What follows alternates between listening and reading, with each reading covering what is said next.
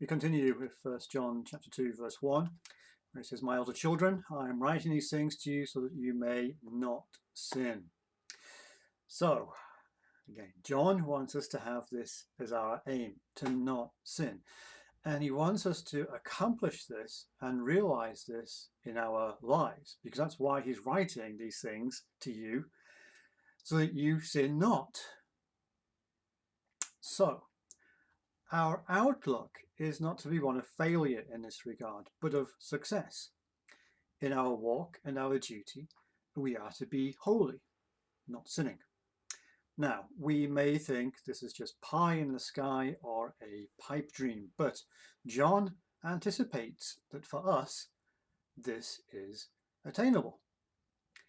We have to assume that it be possible not to sin when we walk in the open fellowship of God and in his pure, translucent light. We are not to sin when we are in a specific place or doing a particular act, especially where we know we have failed before and are afraid to sin again. And so it's really about going through our everyday lives. We should be going through them and about them, earnestly seeking not to sin. Because it's all well and good to think that if we retreat to our prayer closets, or we go to a monastery or a nunnery or any place like that, then the temptations of the world will be done away with. That when we go to our prayer closets, that in those times and moments we can have a wonderful time with the Lord in an attitude of holiness and sinlessness.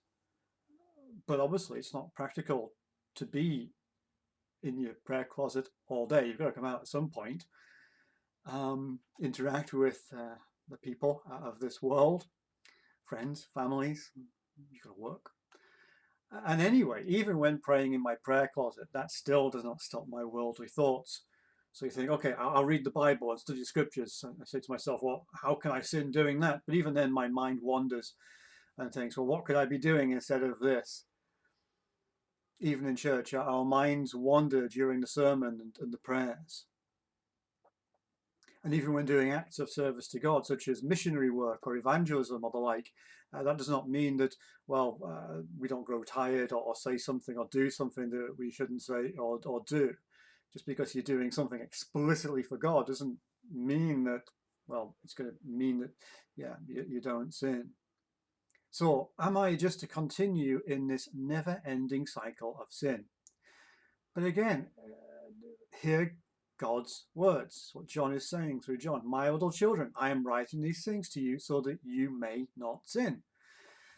So we keep coming back to this, and we need to believe this. And when we do believe this and realize this and act upon this and act this out, then it will make it possible for us not to sin. Why?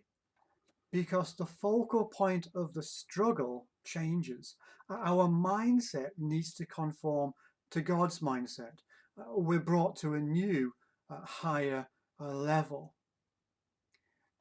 There's a huge difference between being in a relationship with God where holiness is no longer a desperate negative battle, but being in a relationship with God is a blessed, positive achievement. Not being a desperate negative battle, but being a blessed, positive achievement. We need to remember that evil is overcome with good. An illustration might help. When bank tellers and such like are trained to spot forged banknotes, well, you may think that they would study the forgeries. This is a forgery, this is a forgery, this is what somebody tried here. Yeah. In other words, the false, the negative. Then they would learn to know what a forgery looked like. But this is not what happened in their training. That they were not shown the counterfeit. They're shown the real thing. They study the pure, clean, perfect, real, genuine banknote. They turn it over. They look at it, minute detail. They look at all the different bits to see what makes up the perfect, real, genuine banknote. And after looking at the perfect notes, they know what a real note looks like. And so when they then receive money in the bank, they know what a real note looks like. They're looking for the real notes, and so can easily spot a forgery because it doesn't look like the real thing. But they're not looking for forgeries. They're looking for the real, perfect, genuine, pure note. So can you see the difference? One way is concentrating on the forgery, the other way is concentrating on the genuine. And so when we come back to us in our walk with God, well, the same is true for us, that evil is overcome with good. But all too often, we don't fight the evil with good. We fight the evil with something that is less evil or something that we think is not as bad.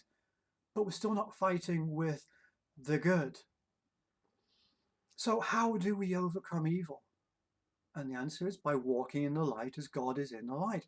And then we are carried upwards and onwards, above and beyond the dark, evil places of guilt and fear in which sin is strong. We don't walk in those places. We walk and we live in the places of peace and joy, where grace is stronger, in which grace is stronger. So sanctification then is not then all about getting rid of the bad stuff, although pruning will still be taking place. It's not thinking, oh, no, I need to stop doing that, I need to stop doing that, I need to stop doing that, stop doing that, stop doing that. What we're doing there is we're thinking about what we shouldn't be doing rather than living how we should be living. But it's the gracious implanting of good seed and helping that to grow, to nurture the good things.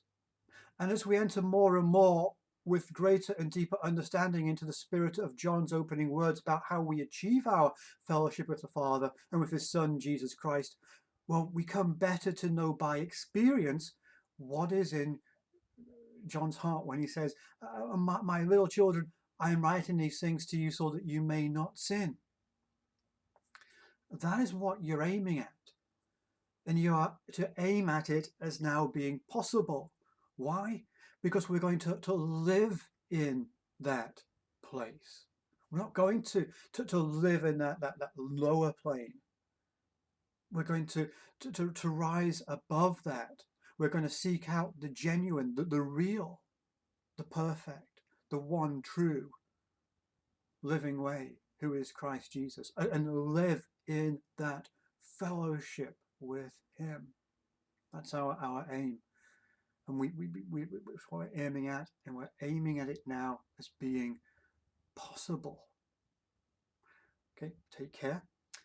We're back here tomorrow to explain this even more. But take care and God bless.